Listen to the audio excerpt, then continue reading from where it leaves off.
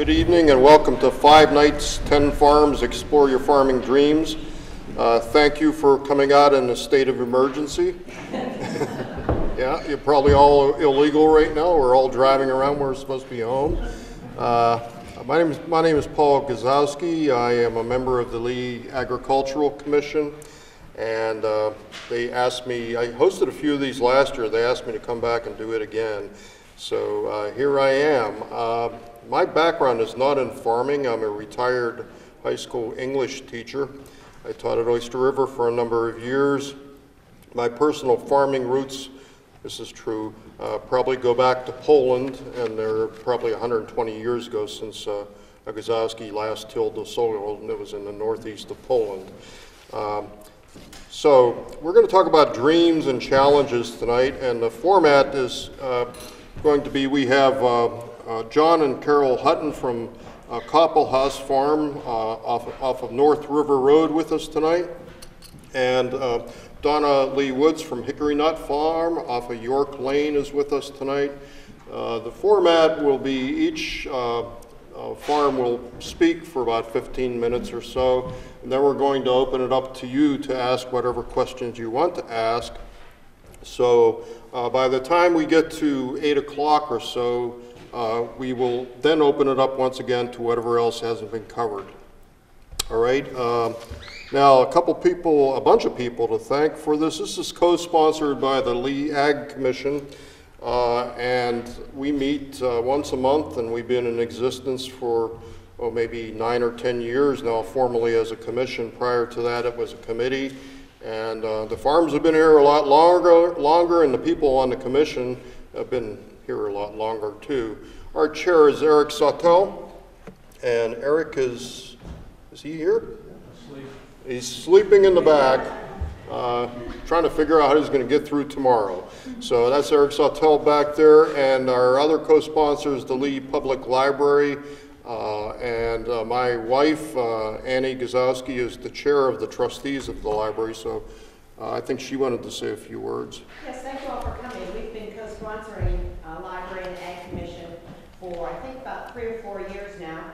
And what we always do is we always bring a number of the books that we have at the library so that you can peruse them while you're here and then come to the library and get out what you want. And we're just trying to keep this relationship going with the Ag Commission and also with a lot of other commissions and groups within our town, because it's very important for the community to work together to learn more things about everything.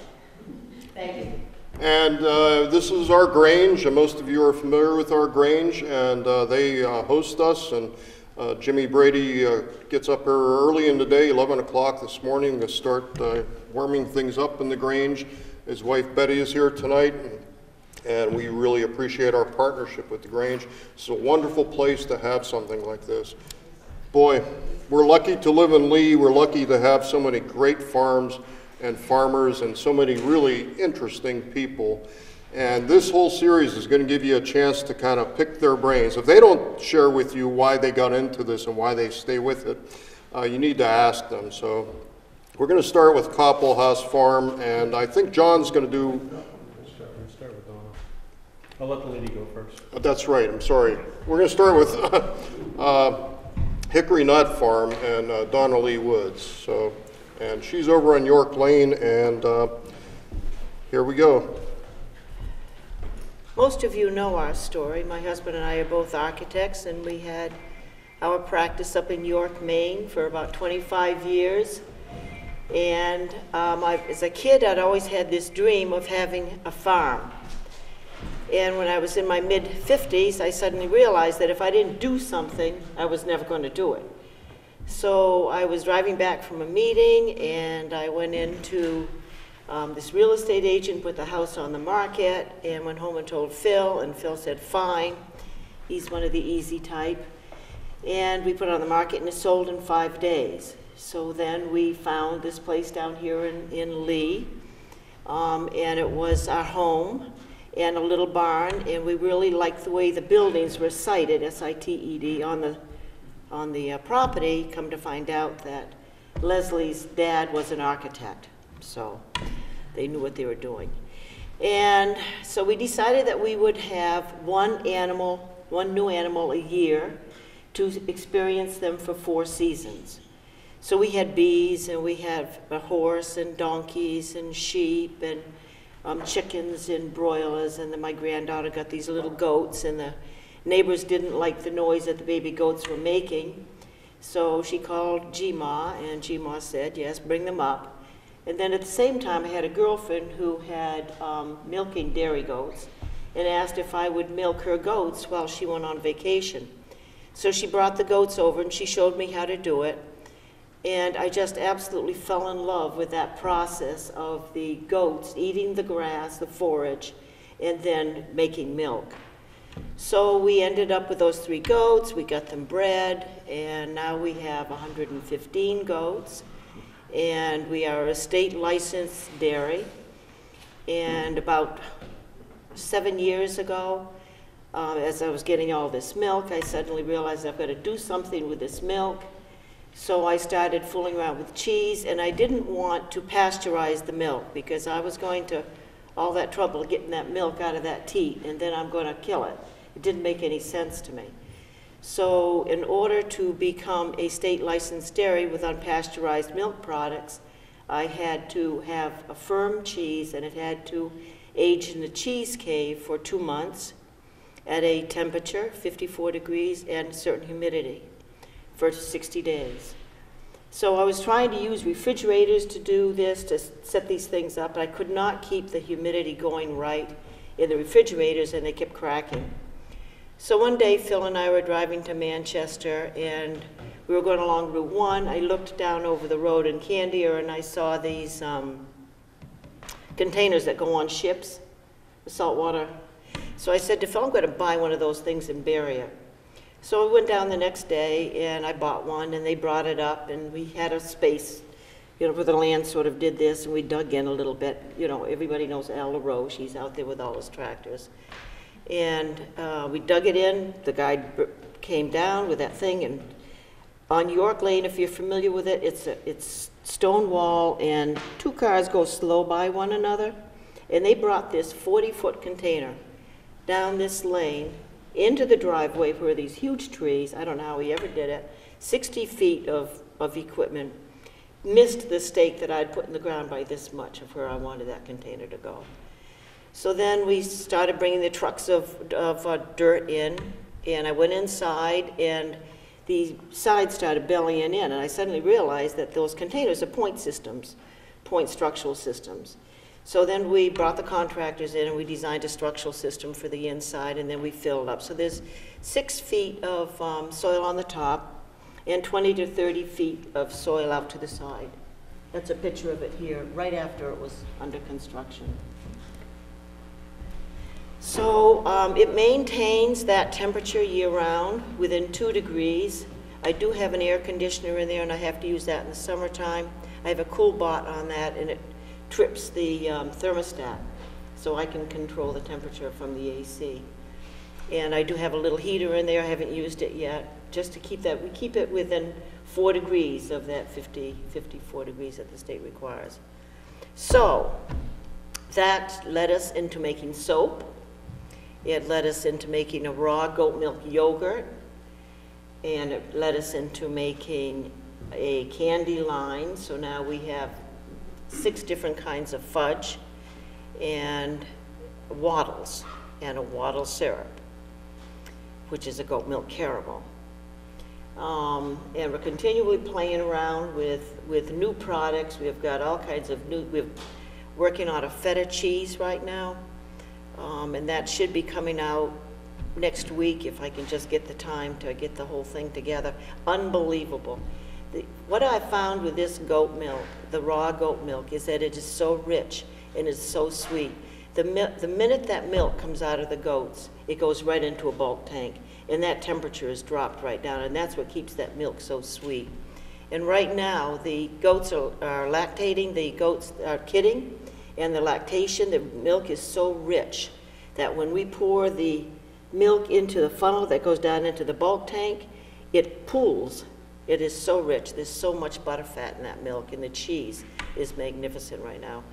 One thing I really enjoy about this, nobody in the world has our cheeses because we make them, we raise our own goats, they graze on our own land. Nowhere are you ever going to get that combination. And our cheeses change. Every month of the year, the cheeses are going to be different because, again, it depends upon the lactation of the goats. Now, especially with the yogurt, we don't use any emulsifiers, thickeners, or sweeteners in it. It is just plain raw goat milk and culture. So right now, there's some over there for you to try later on if you choose to. So right now, the yogurt is very, very thick because they're kidding. And then in the summertime, the yogurt will be thin. So we don't stabilize, we just leave the yogurt as it is, the way it's supposed to be. The fudge is just kind of a fun thing. Another thing about the goat milk is that it's alkaline. Cow milk is acidic.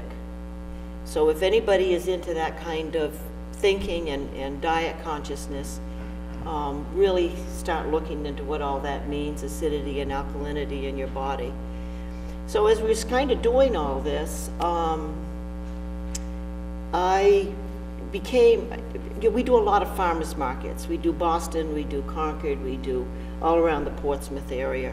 And I talk with an awful lot of people each week, a lot of people. And the diet that people have themselves on, and the illnesses that people have, and the skin conditions that people have. I hear so many sad stories, and it has really put inside me such a desire to get across to people that I talk with about diet and how we are what we eat. And that's bottom line, that's the way it is. You know, cancer grows in an acid environment. If your body is acid because of the food you eat, the water we drink because of the pollution, all these kinds of things, you know, and they're spending all this money for cancer when it could be the food, that we could really stop all these illnesses that are going on. The stories are horrendous that I hear. So I'm thinking, how can we reach out to people and get them in a farm environment? So we have a lot of people this afternoon. We had, there was about 30 people came, the Boy Scouts or 4-H, and they brought their parents, and they all came for a tour of the farm. And we talked like this. You know, we talked and shared the farm and took them around with the goats and then let them play with the baby goats and feed the baby goats, and then go out into the cheese room and we talk about what we do out in the cheese room. And there's some of these over here. And Paul was out and he took a picture of the cheese room, the cheese vat, and you'll see that right in the center, right there if you want to see what it looks like. Right here. He did a series of magnificent job. Paul did really, really good. So playing around with this, and we have a lot of tours during the wintertime, people that come out. So right now we are working with some people over in Northwood to open up a bed and breakfast and let people come and learn about all this stuff. Be with the goats. All the yearlings will be out there. That's the 1-year-olds. We'll still keep the dairy here. Bring them over here so they can experience the dairy, milk a goat, learn how to make cheese, learn how to make bread in the brick oven outside. So we are growing. And what we are doing right now also is working with the Extension Service on looking at exactly what do goats need to eat with, what they need. Goats are not sheep. They are not horses. They do not graze. They forage. Forage means that they go out and they eat all the scrub. They eat all the poison ivy. They eat the Christmas trees. The Christmas trees, we have 2 Christmas trees there. Right now they are nude. There's not a bit of bark on those trees. The needles, as they, all the needles are gone. And they eat all the scrub, and they just clean out the forests. With the teeth, the goats don't have teeth on the top, or they just have them on the bottom. And in the back, those teeth are 2 layers, and they're literally series of razor blades on those teeth. So they can cut right down through all that bark, and then they can break that bark down into making that milk. And it's a whole different kind of thinking. And right now we're using 3 tons of grain to feed these goats every 3 weeks.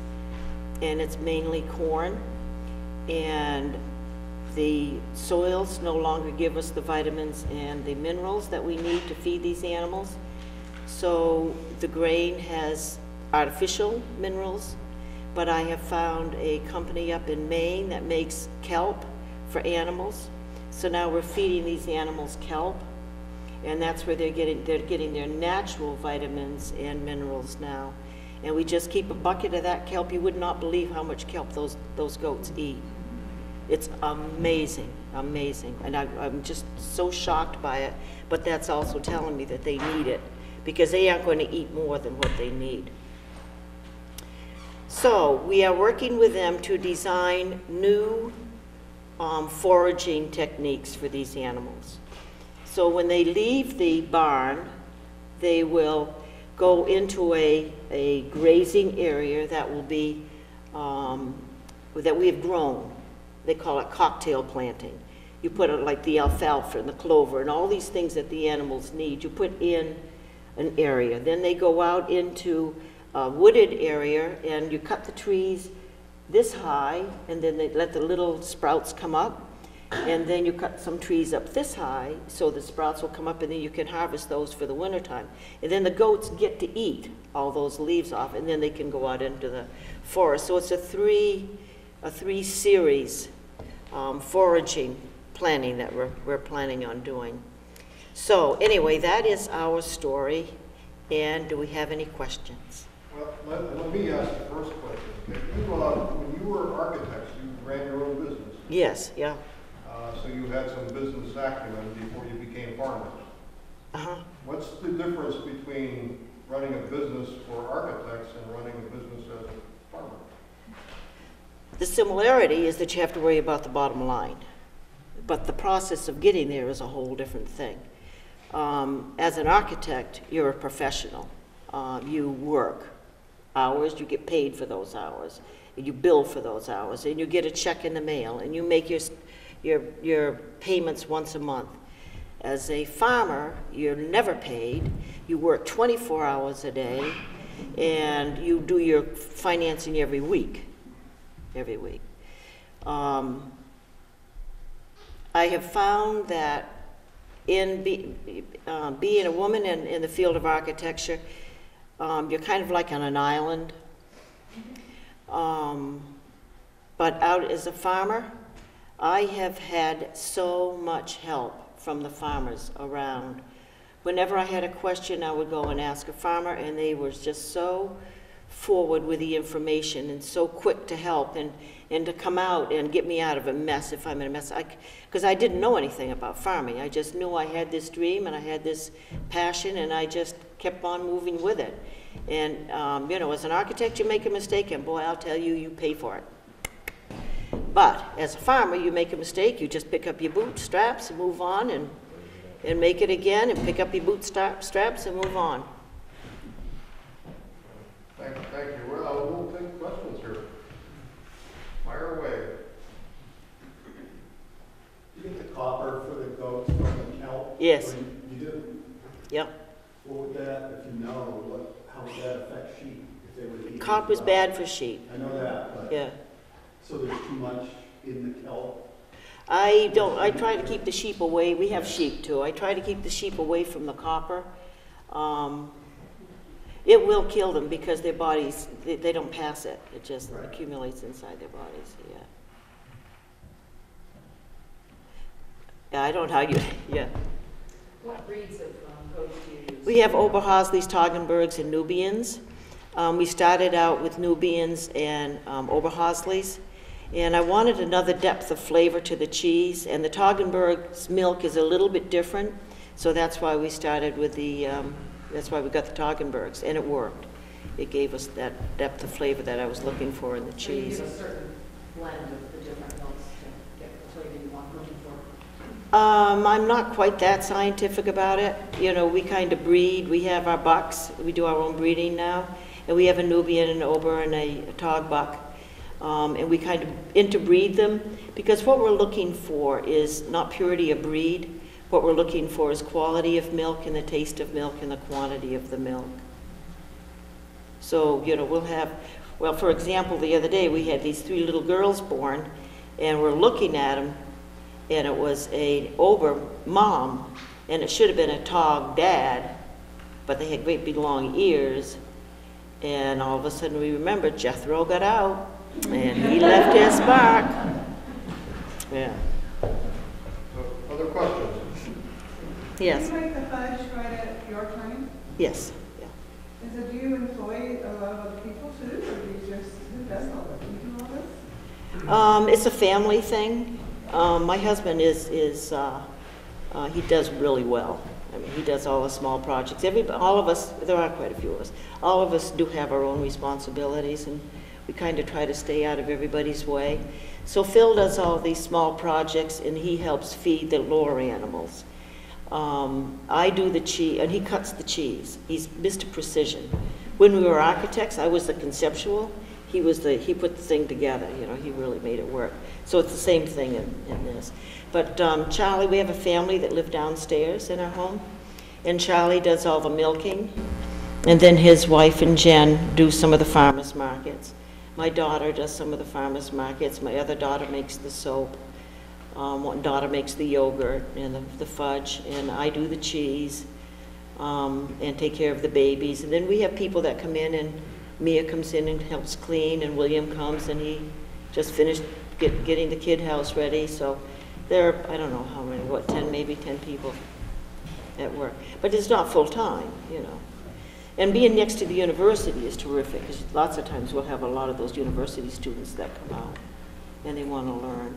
You know, this summer this summer there's this girl coming up from South Carolina. She wants to go into law for farming. So she'll come and she'll stay with us for a month and learn, you know, get really dirty. Yeah, what better way to learn than do that? Yes. You talked about the farmers markets. Do you have hours at the farm as well? The farm, we have a farm store there, a barn, stall store. It's open all the time. And it's always on the honor system. And there's a bucket there, you know, signs that explain it. And the cheese and the yogurts are in the refrigerator, and the soap's there. Yeah, and then the animals around, you know, so people come with their kids and they play with baby goats. How many years do the goats live and produce milk, and what do you do with them when they're no longer producing? It's about 5 years. And they go up to pasture, whatever that means. There are some people that may want them to where they get less amount of milk, or they go for meat, or they go for pets. How long will they live after the 5 years? 10 years, 12 years. You know, it depends upon how you take care of an animal. You know. Yeah. Yes. How much milk does one goat produce typically? 0.65 gallons for a 10-month period on an average. So right after they kid, you know, as I was saying earlier, that milk is very rich. And then the quantity of milk builds up, and that stays that way until the real heat of the summer, and then it starts going down again. Now the goats that we have only come into heat from August, September through January. So we start breeding then, and we do the breeding, we do natural breeding. You know, we leave the buck in there with a certain number of girls for 40 days. And then we switch, another group of girls comes in and another buck. But it's about an average of 0.65 gallons for 10 months. And the way we do our breeding and the way we do our milking is that we have milk year-round. Lots of farms just cut off and then they'll go without milk for 2 months. So we just do a continual thing. Yeah. And really, when you kind of think about it, we're breeding year-round. We're breeding and kidding year-round.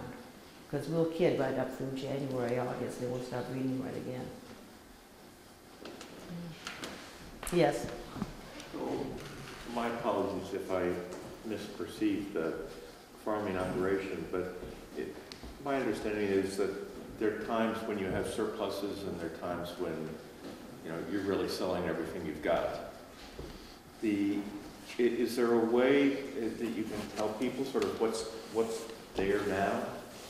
And have you thought about a business model that in times of surplus that you sort of push something out to people that are interested and maybe do a delivery route? We, We market to, we do a wholesale market too, plus doing the farmers markets, plus the stall store, plus the internet. And we do lots of farmers markets all year long. So I know what my cheese quantity is going to be. So when my cheese quantity is going to be at its max, I have really ratcheted up all the wholesale accounts. And right now it's not, because they're kidding. So they're on, some of them are on that 2-month drying out. So right now I don't call them. I only market to the farmers markets and to, so I don't have any problem selling the product. My problem is I don't have enough milk. And I got a call the other day from a man down in Chester who has a goat farm. He has the other problem. So we're going to work something out in July, and we'll bring the milk up. We tried this once before, and we put the milk in a bulk tank in the back of a truck, and we schlepped this milk across the state from over near Concord. And by the time the milk came to me, goat milk is a very small molecular structure, and it's a very sensitive product. So by the time I got the goat milk, it had been sloshing around in this tank, in this bulk tank, and I couldn't make the same kind of cheese I made, so I made a different kind of cheese with it.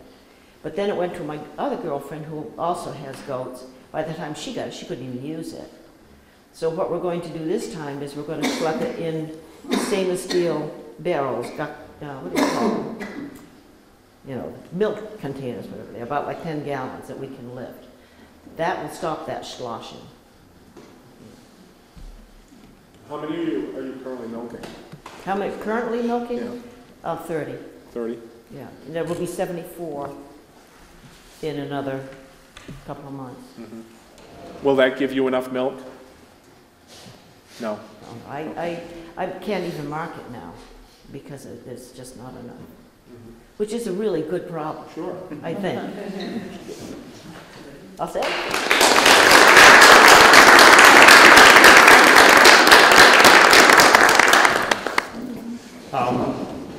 I'm John Hutton, and as she pointed out to the planning board chairman when we first moved here, this is my wife Carol, because her name is on the mortgage too. We both have the farm, and I started back in 1977 with a pair of oxen, a half-ton pickup truck, and a chainsaw. And started out over there. I'm a PFA, I'm a person from away, and she's even worse, she's from Connecticut.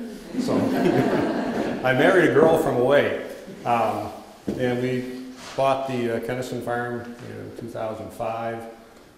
Interesting to note that I had bought the last of Bob Kennison's cows, Bob Sr., and I had those cows for a number of years, and we ran out of pasture land a year before we bought the farm in Lee, and I had to sell the cows. And if we had known what was going on, we would have brought the cows back to Lee when we came. So it would have been really nice, and I think Bob Sr. would have been really happy to see his Herefords back out there in the field. He's probably rolling over in his grave seeing all those sheep. We're a very small, diversified farm. We're 70-some-odd acres. We're what we call a mixed power farm.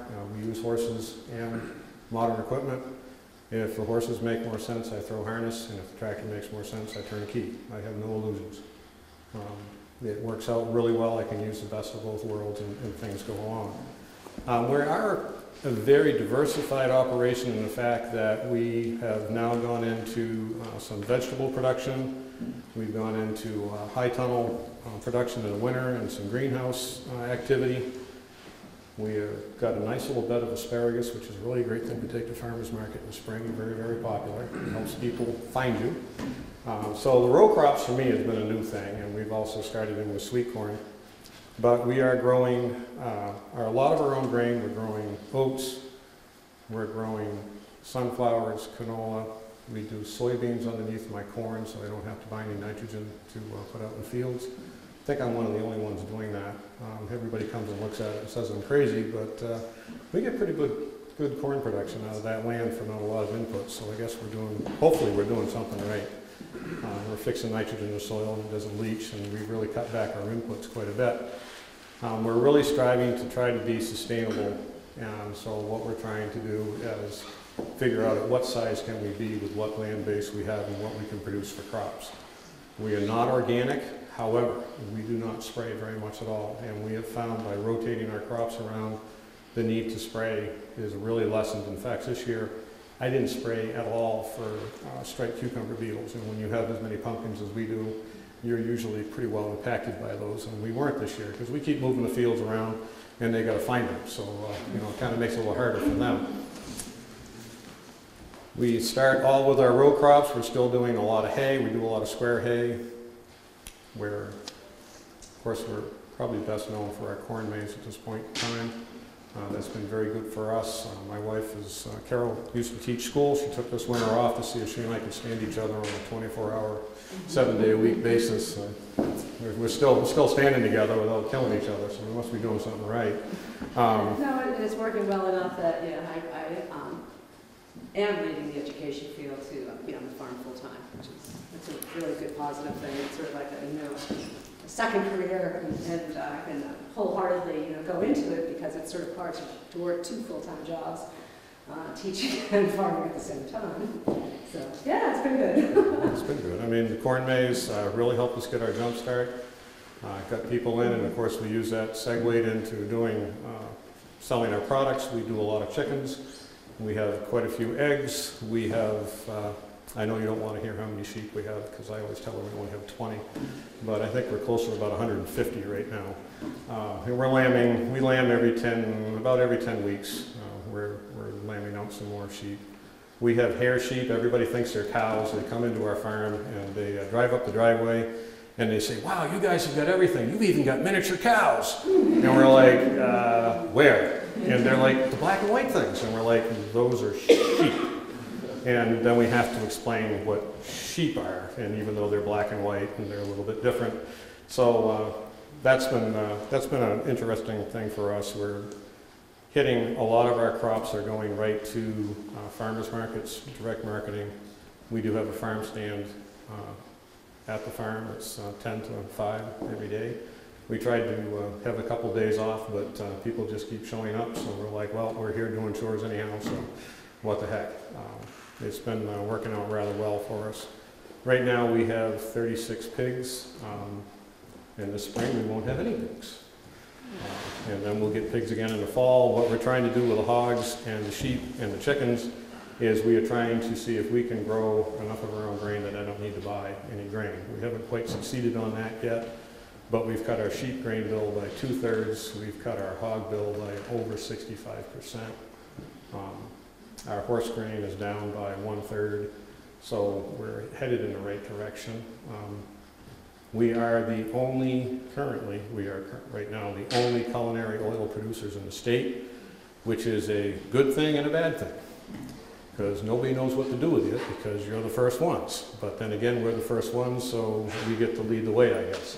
And I'd always much prefer to be the lead horse in the hitch than the wheel horse in the back, because your view is always different when you're up in the lead. And that has been interesting with us. We've been selling our oil. We do canola and sunflower. It's been pretty well received. We're working on new ways to market it. We could probably sell all that we have. If we really wanted to push it, we could be sold out in like 2 weeks. It would all be gone. I am going to do canola again this year, but this will probably be my last year of canola because we have a huge problem in the winter. Canola, you plant it in August, and it overwinters. And then it grows again in the spring, and when you go by my fields, you say, well, Hutton's not a very good farmer because all those fields are all grown up into yellow mustard. Well, canola is a member of the mustard family, so all the blossoms are that bright yellow mustard color. And then we harvest the canola in July when it's dry. And you've seen mustard seed in the spice racks. That's just what canola looks like. And we have learned you don't spill canola seed in the oil seed room because that's like standing on ball bearings. It's unbelievable. You can break your neck so easy. But the problem with canola is it's a green feed all winter long, and the deer love canola. To the point of I had 6 acres 2 years ago, and we should have harvested around 30 gallons to the acre, and we got 35 gallons total. So needless to say, Fish and Game and I do not have a pleasant relationship, but we understand each other. I wasn't real happy, but they really can't do anything for me, so instead of trying to fight that, we'll just do the sunflowers and we'll call it good. But I do have the canola seed in stock, so I need to use it up and get it gone. So we have our corn maze. Right now, we're trying to do sleigh rides, and hopefully tonight and tomorrow we'll really help that out. Our sleigh ride activity was very deflated at Christmas time. You know, when it's a lack of snow, no one wants to go for sleigh rides. In fact, Jim Brady helps me out a lot with the horses, and he and I do a lot with when we're hitching up a number of horses together. Jim Brady and I do a lot together. And Jim was basically going to be living at my house for 2 or 3 days right before Christmas, and we went from being really busy to nothing. Yeah, I think it was mud season, so it was pretty dismal.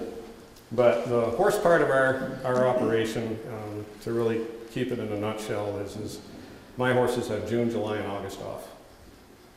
The equipment is much more efficient to use in the summer than they are with the flies, the bugs, the heat, everything else. It just doesn't make sense to use the horses, so they have the summer off.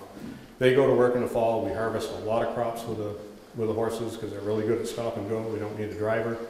Once they get into the whole scheme of everything, you really, in fact, Jim brought his horses over and they picked right up on that in, what, 20 minutes? I mean, you really weren't driving. I mean, your horses knew what to do. And, you know, when you stop to think about, well, getting inside the tractor and adjusting the steering column and putting the tractor in gear and pulling ahead 30 feet, and then doing that all in reverse and getting out of the tractor, that doesn't seem bad, but do that 35 times in one day and it gets old really fast. And with the horses, you could basically have one person stacking a wagon and 2 people throw up from either side, especially with the pumpkins, and it worked out very well. Then they go to work in the wintertime doing the sleigh rides. We're still doing some selective logging with them. I have quite a background in logging before I moved here to Lee. I used to do, I logged all over the state with my horses. I logged from here to Croydon, New Hampshire. Did mostly pine. Did a lot of 4-foot wood in my youth. That's probably why I have a herniated disc now. Probably has something to do with that. And then in the spring, my horses are still legged up from doing sleigh ride stuff, and we do a lot of plowing, a lot of tilling with them early in the spring, do a lot of planting with them, and then they have June, July, and August off. They get kind of hard to catch sometimes when they see you coming. They like to go the other way. We do a lot with the public. We get asked the same question 300 times a day. Whether it's at farmers market, corn maze, or on the sleigh rides, it's unbelievable.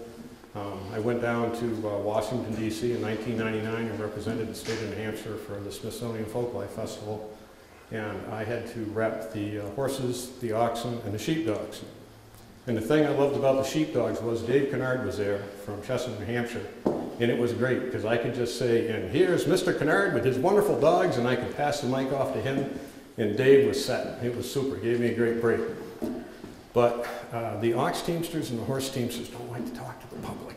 So I was as Cliff McGinnis, our ex-state vet, called me the mouth from the south. So I answered a lot of questions, and we would get done our demonstrations, and we'd be right beside the Washington Monument, and people would be standing around the horses, and the guys would bring me out one horse, and I'd hang on to it and answer questions. And when that horse started to get a little sour, they'd bring me another one, and all they did was give me a different horse all day long. So we kept shifting stuff around. But I would be talking about the breeds of draft horses, and we had 4 Percherons down there, and they're all black. And people would come up and they'd say, wow, I've never seen a black Clydesdale before. And you're like, well, this isn't a Clyde, it's a Percheron, it's a breed that comes from France, and Clydes come from Scotland. And you would get done answering that question, and you would ask me exactly the same thing, because you had just showed up. And I would answer it the same way, and then she would show up. And you really get to understand that public education and dealing with the public is a bigger part of farming today. If you're going to do retail as anything, you have to be good with the public. Because you know what? That's the first time you ask that question. And that's the first time you ask that question. And for me to get snarky just because I've answered it 300 times that day, it isn't fair. And we do that a lot with basically everything we do. We had a Lee Farm Day. We had a lady come to our farm right after we moved to Lee, and she came in and she had her children with her, and she was looking at all the animals and stuff, and we had everything all buffed up and nice and clean. And she's looking at the chickens, and we had the chicken nest box set up in the barn, and I have one that you could reach from outside and reach through the back and take the eggs out. And she was interested, so I reached in and I took the egg out and I showed it to her, and she's like, is that where eggs are like laid in chicken houses? And I wasn't going to go into commercial chicken houses. And I just said, yeah, basically yes. And she said, oh, that's not very clean. And I'm thinking to myself, it's a nice clean nest box. This egg is perfectly clean. But she was not happy. So off she went. She came back 10 minutes later, and she says, I have another chicken question for you. And I said, what is it? She said, can you tell me where the egg comes out of the chicken? And I'm like, if you didn't like the nest box, you were not going to like this answer. And she decided right then and there she was never eating eggs again. And I'm just kind of like, well, you know, and with that, we have to understand that we're now working on a third and fourth generation that did not grow up on a farm. You know, when I was a kid, you know, you knew somebody who was a farmer or who had an uncle or whatever, grandparents, and now, I mean, we've had people look at our horses and they say, well, what can you do with a draft horse? And I'm like, well, 125 years ago, that's all we had. And they're like, no, we've always had tractors. What can a horse do? And I'm like, wow, we have to do some work here. You know, it's going to be an uphill battle. One of the keys to our success in Lee has been our neighbors, Jim, Marion, and Banks. They have been huge supporters of us. They got very interested in us when we first moved to the property. Probably the smartest thing I've ever done in my life, next to marrying this wonderful girl next to me, is to, I went up and there was a gate between the Banks property and what was the old Kennison place. And I picked the gate up and I threw it in the bushes. It was the best thing I ever did. Jim Banks figured that he was welcome to come on the property, and he did. And he got pretty interested in what we were doing and always coming over and seeing what we were up to. And after we'd been there for a couple of years, he and Marianne offered us their land to farm. And you guys are going to see a lot more changes there than you've seen in the past. And we're going to be clearing another 60 to 70 acres of land that was woodland that had grown out of the old pastures. We're going to be putting a lot of land back into crop production. It's going to enable us to really increase our rotation and do a lot of better soil health work. We do a lot of stuff with Doran Cox and Green Start. Doran's been a wealth of information. Doran does a lot of the testing on the small plots, and then he kind of gives it to me to see if it will work on a larger scale. And on sunflowers and stuff, we work all together, and we're making a lot of progress. And being able to take the leftover meal from the sunflowers, and I'm able to combine that with the ear corn that we pick. Some of you go by our farm, you can see the big old wire crib out there with the ear corn in it. We grind that up, we mix that with the meal from the sunflower process, and the only thing we have to add is trace minerals, and we're making our own feed for the pigs.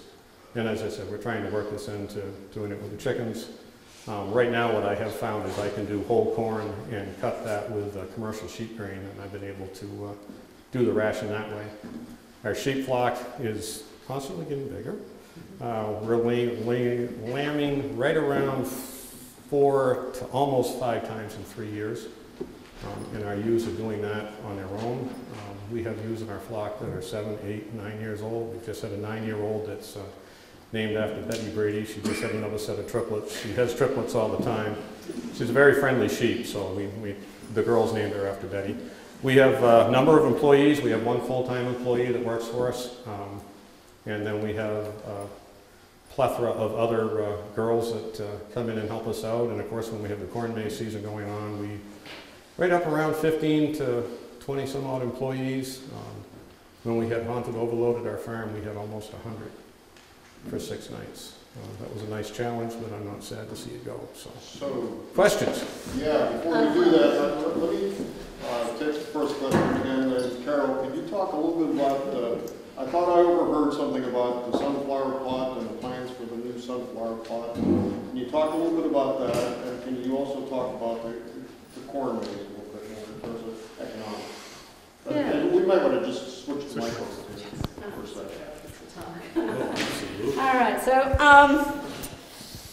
Carol loves sunflowers, and you know, I really just thought that the growing of the sunflowers was one of the best things that we ever did, and we really got into it because of Dorn. You know, he was started that whole seed test plots over at Kingman Farm and whatnot, and John was like, yeah, we've got to do this, and What's great about the sunflower crop is that we use the entire crop.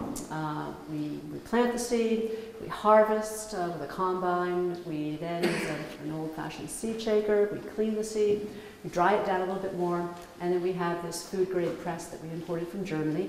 And once we put the seed through that, we've got this beautiful golden oil, and there's a byproduct, which is the meal. It's the old hulls and everything, and it comes out pelletized. And when we had that tested down at Penn State, it's 33% protein. So we're using that, highly as part of our winter, hog ration. And it doesn't end there, because then all the chaff and everything from this process goes into our hen houses in the wintertime. Our chickens are free range, but when it snows, they do not want to go outside, even though the doors are open. And so we're able to give them all that seed. So the sunflowers are, they're a beauty to the farm, and we can use every little bit of it, very sustainably. How large is that new plot? It's on Fox Garrison and Bogdan Falls? On 152, yeah. So the new section that has been just deforested. It's 10 acres, yeah. So yeah, that'll be part of our rotation. With the oilseed crops, we can't put them in the same field every single year. So we have to, we can only come back to the same field in 3 years. So that's just going to be one of the plots that we move our sunflowers to. We've grown 4 acres in the past. We'd like to ramp up to 12 acres of sunflowers yearly. And the oil, I just have so much fun selling it at farmers markets and educating people about the nutrition values of sunflower. And yeah, that's just really so much fun. Great. We're going to open up the questions to both of them. Yeah. On the sunflower plot, I live on 152 and I'm always passing by that plot, and I'm glad it's not going to be a housing complex, which is what my husband and I were thinking at first. Oh. So the years when you're not growing sunflowers there, what will you grow there? And do you grow them only for the oil, or will you also be selling sunflower seeds? So we do sell sunflower seeds. You can come to the farm, and we do sell that as bird food. I've been doing a little bit of that. It's really a higher quality than that. I started selling some bird food because we have, John's sister is the director of the Acorn School in Stratton, and they have to be very, very careful about what kind of seed they buy because of the allergies that small children have today. And since we have a nut-free facility, our sunflower seed is highly sought after by people who have these allergy problems. So yes, we do sell seed. I crunch the seed. I put the seed in my mouth and eat it and spit out the hulls. I didn't put a whole handful in. I don't know if we're certified to say that I have culinary seed, the way it's going before the processing. But that's what I do. And what other crops would we grow over there on 152? Well, there's hayland. There is canola. If we go back to that. Probably do corn, yeah. some small grains. Yeah, corn and small grains, will always be over there. We'll do some tillage I ranch. see every time I pass by. Yeah, well, it'll be different. So about every 3 years you can see sunflowers, or every 3 to 4 years. One of our sleigh ride trails comes out into that field now. I don't know, you might see us sleigh riding through the field. That would be the winter crop right now, because we're busy doing the sleigh rides. And that was good. Oh, and we are going to have a small sunflower festival where, in August, when the sunflowers are blooming. People have come by, all these photographers, constantly come to the farm saying, when, and I set my calendar, this is when they were blooming last year, where are they? We don't see them, they've moved. And it's like, yeah, you're right, they have moved. So I thought, wow, people want to get up close and personal to these sunflowers, so we're going to open the field to the public for about 10 days, and we'll have a labyrinth that will be carved into it. It'll just be a circle so that you can walk and get to the center of the sunflower field. And what's so amazing when the sunflowers are blooming and the heads are out is there'll be at least 3 bees on every single flower. And to walk into a field and see these bees filled with all the pollen and just so busy, and to be able to get so close to them and watch them work is so exciting. And we have, so we want to share that with the public. So we'll be having a sunflower festival. So one of the fields will get a higher dollar for it, in that people will pay us a small sum to go into our fields and to walk, and then we will harvest that seed. So look for that in August. Other questions, please? Hi, yes. This is related to the tractors and the horses. You were talking about switching off and when you use them. I was curious about the cost effectiveness, like feeding, well, you're growing your own grain, but feeding your own horses versus putting gas in the tractor and housing the horses in care, cost effective comparison of equipment versus animals, I guess. Animal equipment. I manage my draft horses the old-fashioned way. I was brought up by my father, who used to work horses in the field, and probably my biggest mentor was Erlen Merrill back in the early 80s, who spent a lot of time with me. He taught me a lot about draft horses and how to work the same team year in, year out. He says anybody can buy a new team every year, but it takes a teamster to own the same horses every year, year in, year out. And what we do is we let our horses be horses as much as we possibly can. They're outside every day, we turn them out, they go outside, so a lot of the majority of the sanitation issues and everything else, they're outside. And because they're working, and because I have a 3-season with them, that when they cost the most to take care of, they're working. Because they're eating. They're in the barn, but they're also working those 9 months out of the year that they're really in the barn, and they cost the most to take care of. They are kicking back income. And when they start cranking out 350... They're outside, it's not costing us as much. There's less bedding. June, costs, July, and less August, care, they're outside. Physical contact. And my horses, we use them so much. A good friend of mine, Bruce Locke, is, even though I'm older than Bruce, I learn something every day. I learn something from Jim Brady. I've had horses for a long time, but anybody that says they know it all about horses is all done, because you learn every day. There's something new. And Bruce got me on to having the horses stand on the barn floor without any cross ties, and you can prep the horse for a sleigh rider to go out in the field and work, and they don't move. You can put the harness on them. You can have 4 horses on the barn floor. Nobody moves until you say okay, and you take them out and you put them on a harness rack, and you put them all together, and it doesn't take you very long because they get into the routine. And so in the springtime when I'm working in the field, it's relatively cool temperatures, and when we work horses, we tend to work 3, 4, and when Bruce comes down, we'll work 6.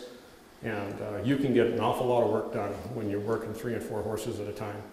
And they get into that whole project, and they make you look good.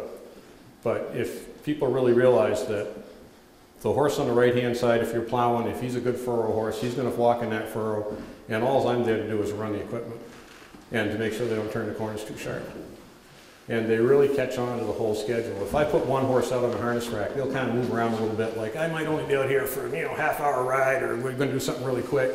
I put a team out, they'll kind of fuss around a little bit. As soon as I put the 3rd horse on that hitching rack, they're like this. They don't move. They save it for the field because they know we're going to go out and we're going to work. But we also bought a bunch of equipment from the Amish. We have hydraulic capability, 3-point hitch, automatic reset plows, which makes a huge difference when you're working with animals. Plus, I can get parts for it.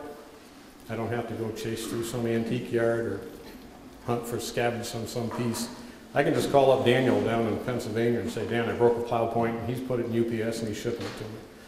I mean, it's great. But we actually stock plow points ahead now. But I also have a very nice semi-mount 3-bottom plow that goes on my tractors too. So I mean, I have, there are some fields I'll do with the horses. I don't have any soil compaction. And if I can get on that field 2 weeks earlier, that can make a huge difference with a small grain crop, especially oats. So I mean, they work. But you have to enjoy them also. I mean, there is a point. It's always a good day when I can drive team. Is it a lay person could do horses? It sounds like you have a lot of experience, and that's why your horses work so well. It comes with time. You have to put the time in. But if you really want to be a good tractor operator, you got to put the time in there too. Yeah. The advantage is you can turn the tractor off and walk away from it. You can't do that with the horses. You met my 2-year-old. John has quite a reputation in his work with horses, and a few years back, Yankee Magazine did an article on him called The Horse Whisperer, You can find the link to that article. It's a beautiful article with beautiful photographs. You can find a link to the article on their website, on the farm website, along with a lot of other links. So we probably have time for one more question, and then we're going to open it up to everybody here, okay? Yes. I understand you got some dogs to protect your sheep, so I'd be interested in any comments on that. I'm more interested in any tips to, I'd like to let my chickens free range, but there's a lot of predators, so if you have any tips to help me out there. We have 2 Great Pyrenees dogs that we bought in August in response to coyotes have finally found our sheep flock. After 9.5 years of tranquil coexistence, they decided to kill sheep right beside the barn. And where I have so much public on my farm, Farmer John walking around with a gun is not a good thing. So we went with the idea of a guard dog. We searched the internet, and I was actually up working at a fair in Vermont, and Carol was down at the sheep tent and found some people that just bought some Great Pyrenees puppies from a lady down in Kentucky. And we called her up, and the first thing she did was immediately grill us and research us to make sure we were really farmers, because she only sells her dogs to people who are actually farming. And we brought Scarlett and Marcel flew up to us in October, and we put them out with our sheep, and we had to train our sheep, not the dogs, because the dogs had grown up with sheep. And our sheep were like, you brought wolves? You know, what's going on? I mean, our sheep were absolutely terrified. And it took like 3 days for the sheep to even get anywhere near them. And now the younger lambs and the younger sheep are way more accepting. I still have old ewes that look for every opportunity to knock those dogs from one side of the dooryard to the other. But the Great Pyrenees accept that. They don't challenge that. And the idea of the dogs is that they're there. I actually want the coyotes there because they eat the mice, they eat the woodchucks, they eat the deer. And they eat my canola, my pumpkins, and everything else. So I'm kind of like, anything that eats deer is a friend of mine. Let's just take sheep off the menu. That's all I want to do. And it's working rather well. The dogs were there for about a week, and the coyotes came in, and they were howling, and our dogs barked back. And I wish we could understand what they were saying, because the tenor of all the conversation back and forth changed. And all of a sudden, the coyotes were like, we've been coming here for 10 years. What is this? Who called the cops? You know? And then, you know, our first dog, you know, Scarlett is the one who does most of the barking, and Marcel is the backup. And they really proceeded to trash talk Scarlett, and then so now Scarlett and Marcel both were barking, and the coyotes again ratcheted up to like, there's 2 of you? It's like, what's going on? But we have ended that problem. And the dogs live with the sheep 24/7. They are not house pets. They don't sit, heel, fetch. They are really bonded with the sheep. They'll hang out with Carol and I. We're the alpha male and female in their pack. And they kind of hang out with us, but as soon as the sheep are doing something interesting, the dogs are like, hey, I got something else to do, see you later. I got to go over and see what the sheep are up to. And for a true working dog, if you understand working dogs, they're a great dog to have. If you don't understand it, you're in for a world of aggravation and frustration. We're going to open up the questions to any of our guests tonight. Just a little note before we go on. If you live in Lee, we spend a lot of time and a lot of money putting land into conservation easement, and you're familiar with that. Our Conservation Commission has done a really nice job at that. Coppal House Farm is land that's being farmed on easement. So if you didn't know that, now you know that. And it's not the only farm in town that works that way. So it's a working landscape. So the return on that, you calculate the return on that. Okay, we'll take questions for about 10 or 15 minutes. After we're done, there's some refreshments over there, and these folks are going to hang out. You can talk one-on-one for a while, and that'll be it. So here we go.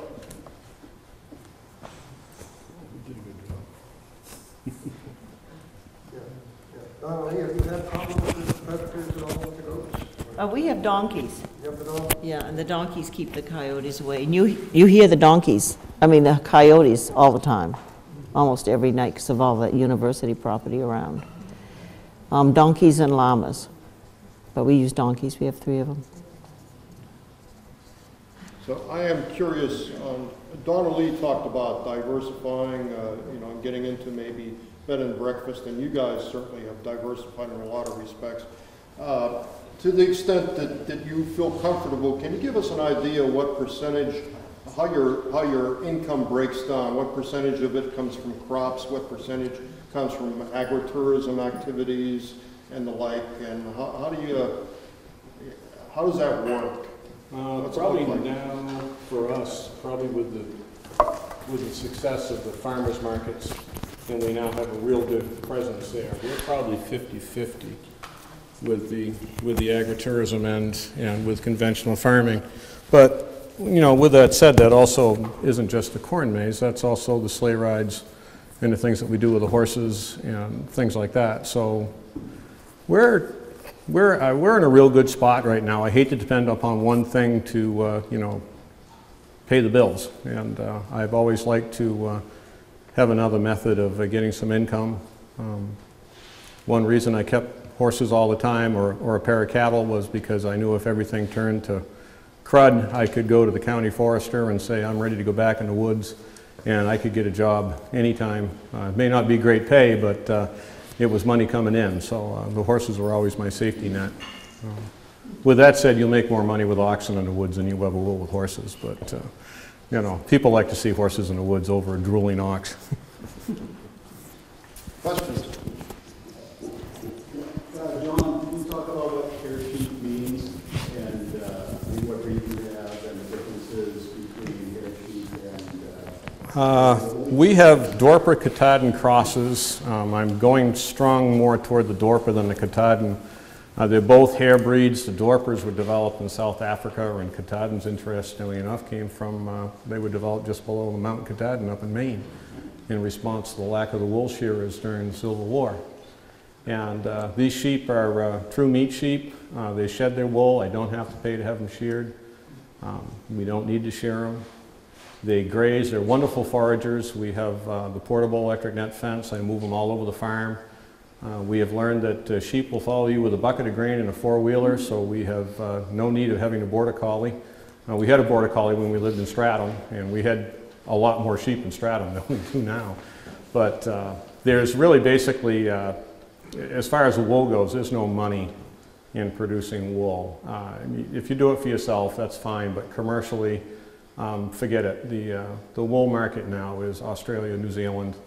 Those guys can give, you know, the big producers, you know, 75 lifts of 53 micron wool and give them hundreds and hundreds of tons. And in the United States, I think our wool clip amounts to 1% of the world's wool production now. In 1920, Boston was the wool capital of the world. And that changed very quickly, and everything now is in China. And basically it's New Zealand and Australia. And the meat, the sheep are absolutely great. We're able to produce lamb at 6 months on grass. They're weighing out around 100, 110 pounds. Our inputs at that point are relatively low. They dress, we've had a lot of them dress in the mid-50s pretty consistently, which I'll take for what we have in them and what they're able to do for us. And we're able to get really good longevity on our ewes.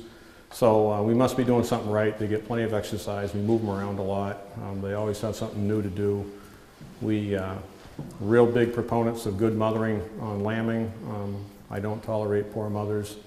You want to have a kid, you want to take care of it. If you don't want to take care of it, we'll bottle feed it, but you won't be in the flock very long. You will be passed over for somebody with better mothering abilities. What we try to do is make it so you can enjoy having sheep. We don't have to go out and hold our sheep's hooves when they're lambing and everything else. I mean, they basically lamb on their own because genetically we've encouraged that, and that's what we've bred for, and that's what we have. We have a good bunch of working ewes that reasonable income, you know, reasonable shelter, reasonable feed, reasonable care, they give you a reasonable return. And it's pretty consistent. And I like the breed a lot. They haven't been shown very much, so they haven't been altered to fit the show ring needs. They're still very much a commercial sheep. I got a question for Donna Lee. If you could talk, most of your product is value-added product. That's to say you take a raw product and process it. Can you give us an idea of your profit margins on something like that? We're probably 80% value-added products. Probably out of that 80%, 90% is the cheese. Okay. And the yogurt is a huge up-and-coming product, and I assume in the next year that's going to overtake the cheese, the yogurt. Which And one? the other, I'm sorry. the other products are kind of a fun product, you know, the soaps and the fudges, the candy line. Which one is the easiest to produce? The yogurt, because we don't have that 2-month aging process. Every week I go into the cheese cave and I have to flip the cheeses and talk to them and sing to them. And You do the yogurt, you don't do sing that. to the cheese? Yeah, as long as I'm in the cave, yeah. Nobody can hear me. You won't sing for us? No. Oh, no. Okay, other questions out there? Yes. John, what breeds of pigs do you have? Right now, I've got a Yorkshire Landry Dirk Camp Cross going right now. They're all bacon hogs. I get them from a lady a little farther north. I buy the piglets in, and I don't really want to become a piggery. It's much better for us to buy the pigs in, but I basically have bacon hogs, and they work. Good bunch of pigs. They work really well. They dress good. They've been well received at the farmers market. Our bacon is to die for. I mean, if you're going to eat bacon, eat ours, you know. Other questions? If I don't ask this question, Eric will wonder why I didn't ask it. Okay, so this is for Eric and those folks who really have a keen interest in the story that often doesn't get told. Are you guys, and each of you should answer this, are you being over-regulated either locally by the state of New Hampshire or by the feds? Can you speak to regulations and what the picture currently looks like? When we, when we started out with what we were doing, and I realized that it was going to be an unpasteurized goat milk, I contacted the state right away. And Chuck came over, and he helped us set up the cheese room and the milking room and the milking parlor. And working with Chuck has been such a helpful and healthful relationship. And they come and they check every month. They come and they take samples of the yogurt, and they take samples of the water. They check all our equipment. They give us, 90%, 100%. And it's for us, it's a very comfortable working relationship. And they teach me what they want. And it's always been a really good give and take. So as far as we're concerned, the working with the government has been a very positive thing. Does it cost you money? Oh, yeah. Doesn't everything? Well, okay. Yeah. Yeah, every test they take, we pay for it. It's same. I don't know. Billy, basically, I'm still waiting to see how the incidences at the apple orchards that have had some unfortunate incidences happen to them last fall. I'm waiting to see what the state comes out with for safety procedures and practices. But I don't think anything that's going to be too horribly hard to do with paid employees and with what we have to do for OSHA. We're pretty well all set with that anyhow. Probably our biggest frustration right now is our oil, is because, as we said, we're the first ones. So nobody really knows quite what to do with us. We're getting the different agencies saying, well, that's their problem. And then they're saying, well, we think you ought to go talk to those guys. So that's a little frustrating, but I don't think it's anything that's not insurmountable. I mean, you work with them, find out what they want, see what it is, and a lot of times what's perceived as a huge, stumble block or roadblock isn't really all that bad. You need to take one step at a time and work your way through it. Is Lee a farm-friendly town? Yeah, basically. Yeah. Sure. Oh, yeah, of course. I mean, when I farmed in other towns, everybody drives by you, they all wave with you when you got that over-with equipment, but they only have time to wave one finger. But, at least they wave. Yeah, no, I've got a love-hate relationship with government and whatnot. I mean, I think it's one of the reasons why I haven't pursued an organic certification for part of the farm, is I don't really like people coming in to say, you need to do this and you need to do that. I like to be a farmer who people can come into our farmyard and trust us for who we are. And I say, we didn't use any spray on, you know, we didn't use any herbicides, we didn't use any insecticides, and that's the way it's going to be. Although, at the same time, I would like to be organically certified with, like, the asparagus crop and some of the row crops. But, you know, then again, it's more paperwork, and it's, you know, having people come in from the outside and saying, well, you know, you're doing this and doing that. At the same time, you know, it's the health and safety. I mean, I understand that too, like with the dairy, but that's been set up for hundreds of years on how they come in and test a dairy. So we have frustration with the whole oil crop. We'd like to sell to third-party stores, and we're like leading the front on this, and no one really wants to say what the standard is. There isn't a standard. There isn't a oh, well, there is no bacteria, you know, like, and so is it 100%, or, you know, so we're working in this nebulous area, and to sell to third party, you know, to stores and whatnot, we need that sort of certification. So that's sort of, it's been difficult. I don't know. We can we have another question. We'll take one after that too. Yeah, John, do you know how the FSMA rules are going to affect you as a facility because you're processing the oil, water testing, and all that? That's what they don't know what to do with us right now. They really, you know, we're bouncing from agency to agency right now. Nobody really seems to know what to do with us. If we were infused, they know what to do with us, but we're not infused oil. We're not adding anything to our oil. And we're not olive oil. What I meant was the new Food Safety Modernization Act rules that are going to apply with a facility. That's not really correct. Yeah. Yeah, that's what we're. Yeah. Okay. But they don't even know how to categorize, you know, these oils at this point. What information we're not sure. I mean, basically they've got very good protocols in Vermont, in Maine for infused oil.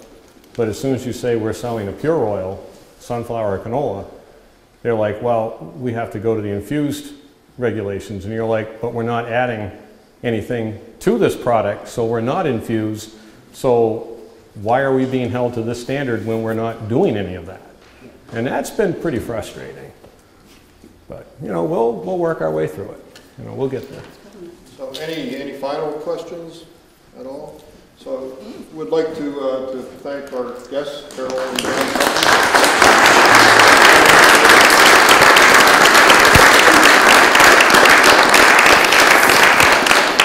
Thank you for coming out tonight, and be safe on your way home. There's some mulled cider over there with some regular cider and some baked goods.